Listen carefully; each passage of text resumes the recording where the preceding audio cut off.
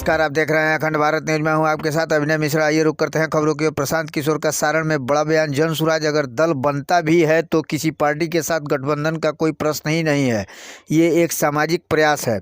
जनसुराज पदयात्रा के 175वें दिन की शुरुआत सारण के मढ़ौरा प्रखंड अंतर्गत मढ़ौरा नगर पंचायत स्थित पदयात्रा शिविर में सर्वधर्म प्रार्थना से हुई। उसके बाद प्रशांत किशोर ने पत्रकारों के साथ संवाद किया।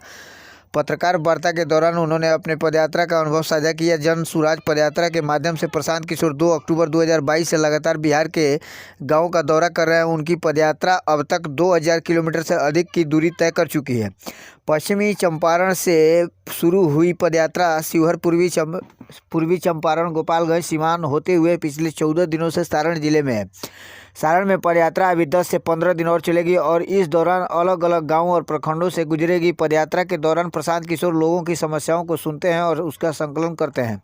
साथ ही वे समाज के सभी सही लोगों को एक मंच पर आकर विकसित बिहार बनाने के लिए एक नई राजनीतिक व्यवस्था बनाने का भी आह्वान करते हैं।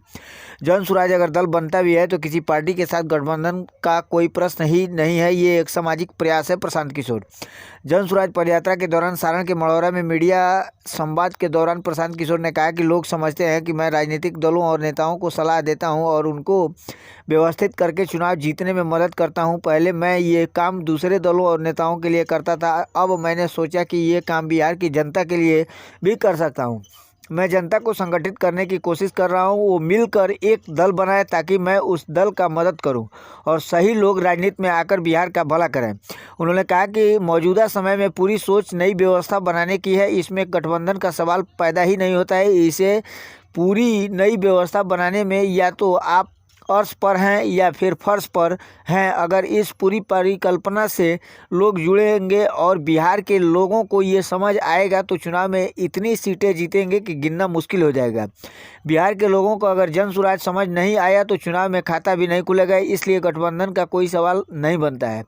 टूटी हुई सड़क तो दोबारा बन जाएगी, लेकिन ध्वस्त शिक्षा व्यवस्था के कारण अनपढ़ रह गई पीढ़ी कभी दोबारा शिक्षित नहीं हो पाएगी। प्रशांत किशोर जनसुराज पदयात्रा के दौरान मढ़ौरा में मीडिया संवाद के दौरान प्रशांत किशोर ने कहा कि शिक्षा व्यवस्था के ध्वस्त होने का सबसे बड़ा कारण है स्कूल, शिक्षक और बच्चों के समायोजन का न हो पाना। जहां शिक्षक है वहां बिल्डिंग नहीं है, जहां बिल्डिंग है वहां शिक्षक नहीं है और जहां दोनों है वहां बच्चे नहीं हैं। अगर एक शब्द में शिक्षा व्यवस्था को समझना चाहते हैं तो स्कूलों में सिर्फ खिचड़ी बांटी जा रही है और कॉलेजों में सिर्फ डिग्री बांटी जा रही है, पढ़ाई दोनों में कहीं नहीं हो रही है। आगे उन्होंने कहा कि नीतीश कुमार जैसे पढ़े लिखे मुख्यमंत्री के रहते हुए बिहार में पिछले 5 से 7 सालों में शिक्षा व्यवस्था का ध्वस्त हो जाना ये उनके शासनकाल का सबसे काला अध्याय है।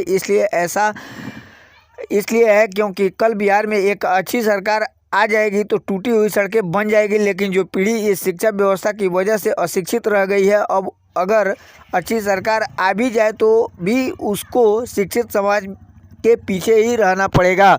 आइए सुनते हैं प्रशांत किशोर ने इस संबंध में क्या कुछ कहा। देखिए, ये पहले दिन बताया गया है और रोज कह रहा हूं, ये सवाल नहीं है कि करेंगे कि नहीं करेंगे। जन सुराज अभियान का परिभाषा ही क्या है? जनता की मदद से, समाज की मदद से एक नई राजनीतिक व्यवस्था बनाना।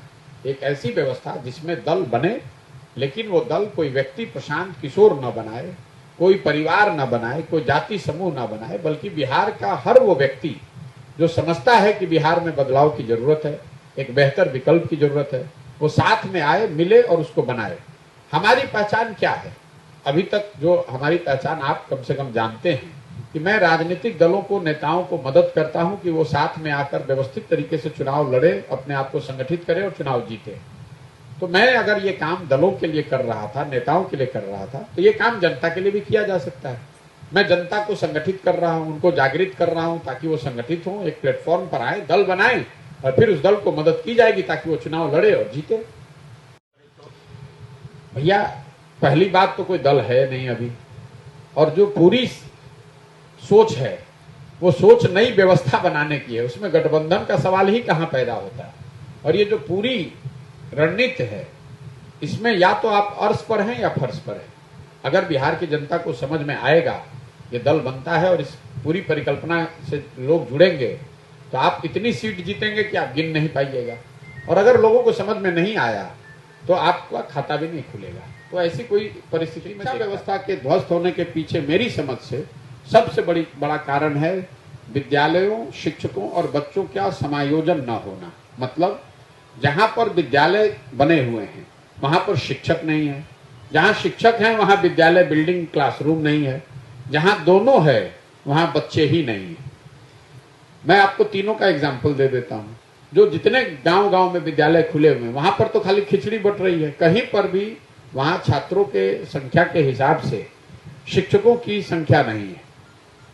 कहीं 4 शिक्षक हैं, 1200 बच्चे हैं, कहीं 1200 बच्चे हैं, वहां पर 10 ही शिक्षक हैं, जो मुख्य सब्जेक्ट है उसके शिक्षक ही नहीं है। दूसरा, कई जगह ऐसे हैं जहां शिक्षक हैं लेकिन बिल्डिंग ही नहीं बनी है। तीसरा, ये जो कॉलेज हैं जहां विद्यालय, जहां पढ़ने की बिल्डिंग है, कैंपस है, वहां शिक्षक भी हैं, वहां प्रोफेसर लेक्चरर भी हैं, वो तो शिक्षा मित्र नहीं है, नियोजित शिक्षक नहीं है। और बड़ी संख्या में बच्चे भी हैं लेकिन वहां वो भी पढ़ने नहीं आ रहे हैं क्योंकि कॉलेज में भी पढ़ाई नहीं हो रही है। तो एक शब्द में मैं अगर कहूं तो विद्यालयों में खिचड़ी बट रहा है, कॉलेज से डिग्री बट रहा है, पढ़ाई दोनों में कहीं नहीं हो रहा है।